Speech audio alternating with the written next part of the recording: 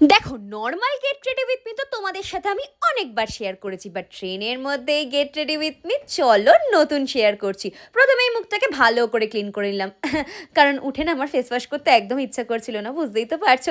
ঠান্ডা ঠান্ডা লাগছিল আর বসেছিলাম একদম গুটিসুটি মেরে। ময়শ্চারাইজারটা ভালো করে ঠুসছিলাম কারণ জানি যে একটু পর ঠান্ডা লাগবে। আর আপাতত রোদ্দুর থাকলেও আপাতত ঠিকই ছিল।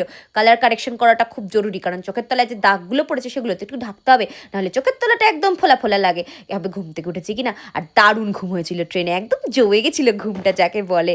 তারপর একটু ভালো করে কম্প্যাক্ট দিন, যে জীবনটাকে তো সেট করতে পারছি না, তাই কম্প্যাক্ট দিন মেকআপটাকে ভালো করে সেট করে নিলাম। ব্লাশার না লাগালে তো আমার এই মুখের আসল চিত্রটা ধরা পড়ে যাবে, নইলে সবাই বুঝবে কি করে আমি কতটা হাসমুখ।